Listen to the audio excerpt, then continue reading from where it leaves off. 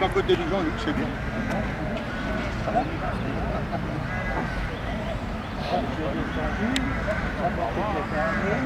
À quelle heure?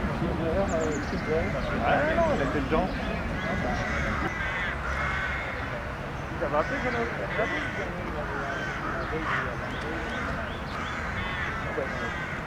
Ah, au fait, le 8 mai, tu pourras le faire pour la commémoration? Parce que moi, je Le 26, c'est le t'envoie. Le téléphone là-bas. Oui, voilà, je t'en parle dès maintenant, parce que je ne serai pas là.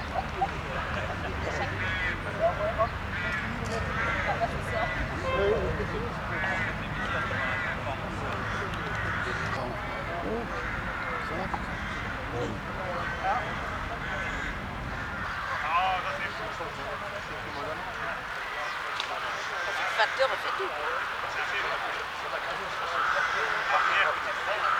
On en manque alors.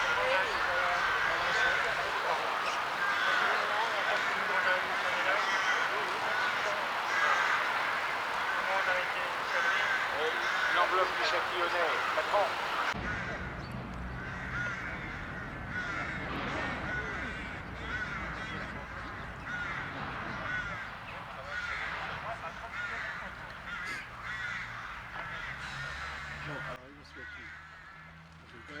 C'est la FNAC à jour.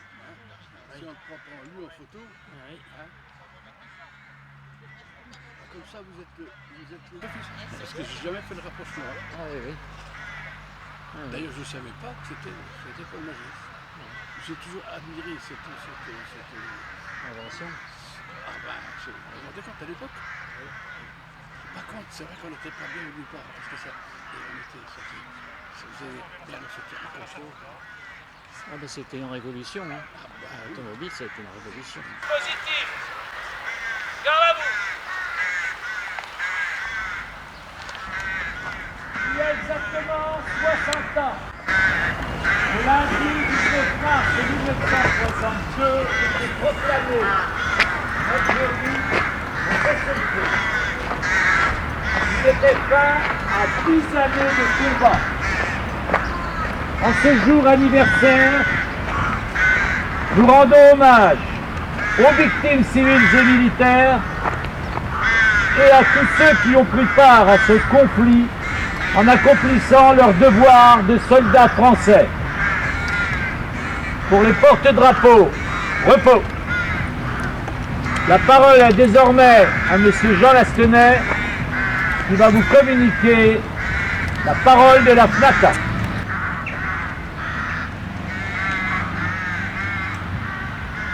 Le soleil printanier déjà haut dans le ciel bleu d'Algérie, quand dans les airs résonnent 3 notes d'un clairon. Cessez-le-feu. Cessez-le-feu en Algérie pour mettre fin en Afrique du Nord à 10 années d'une guerre qui persiste à taire son nom, se refusant à mettre un mot sur des mots.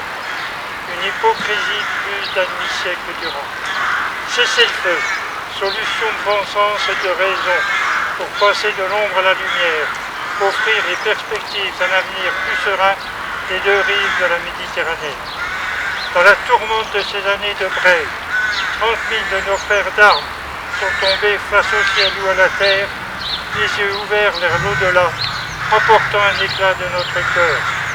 Présent pour toujours en notre mémoire, à nos camarades morts pour la France, ils ont accompli leur devoir de citoyens, préservé des idéaux dont nous sommes porteurs, à leurs proches, si cruellement affectés par la perte de l'être cher, qui n'avait dans son cœur rien qu'un « je veux vivre », nous exprimons toute notre empathie.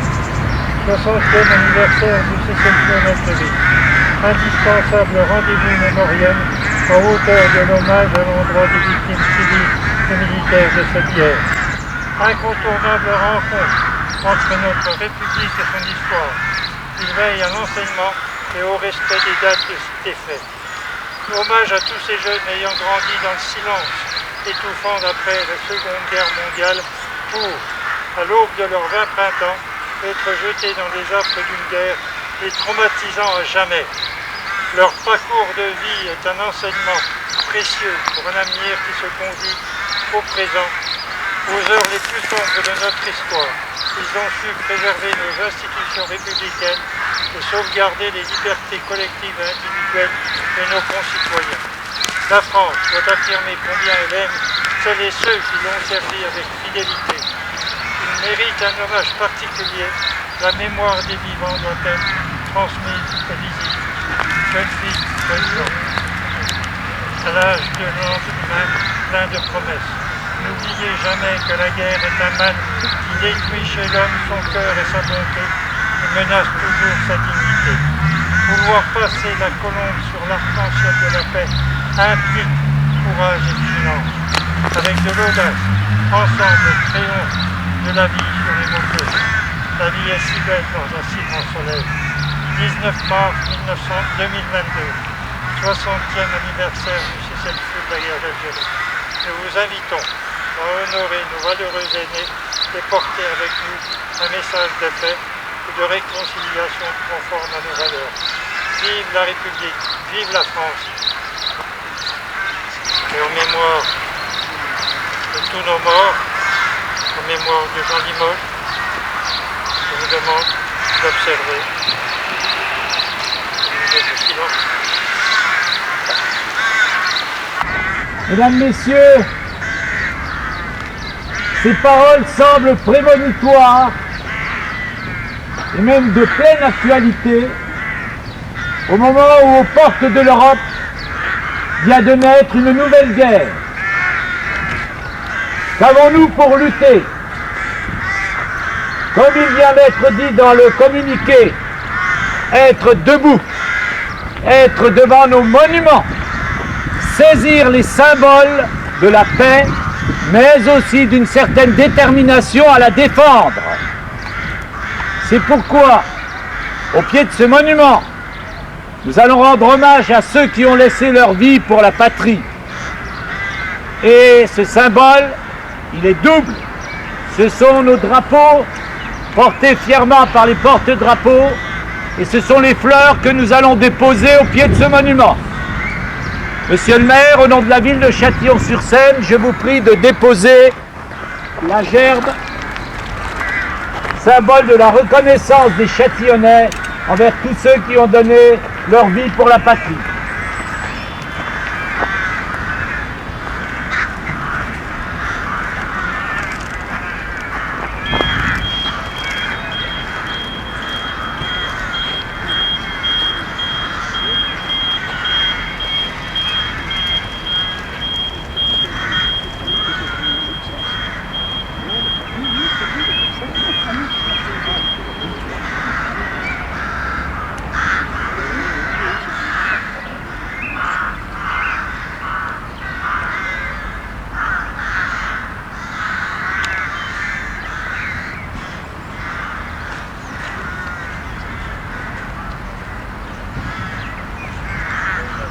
Mesdames, Messieurs les représentants du comité local de la FNACA, je vous prie à votre tour de déposer votre gerbe.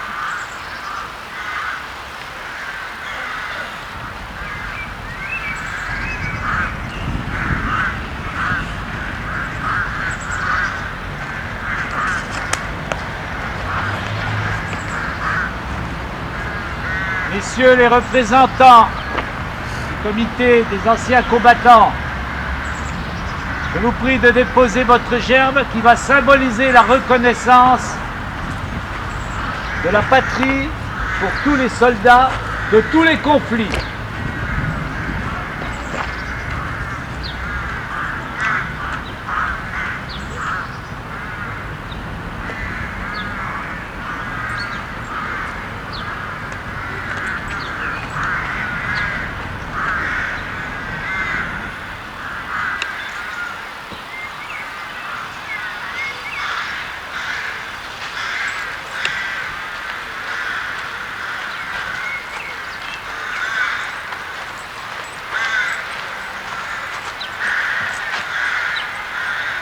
Mesdames, Messieurs, comme il a été dit par le président Lastenay, nous allons maintenant respecter une minute de silence en pensant à ceux qui sont tombés sur le sol algérien ou qui, à la suite de leurs blessures, sont décédés sur notre territoire.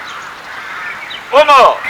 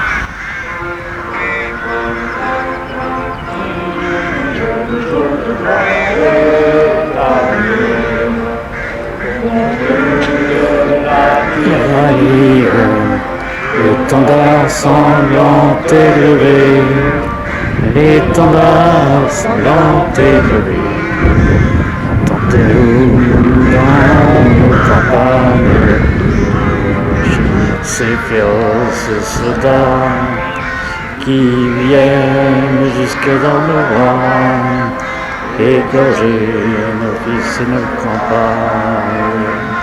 Voilà, nos citoyens, armez vos bataillons, marchons, marchons, de l'un sans plus, abreuve nos sillons. Repos. Pour ce drapeau sont désormais salués par le maire et les autorités.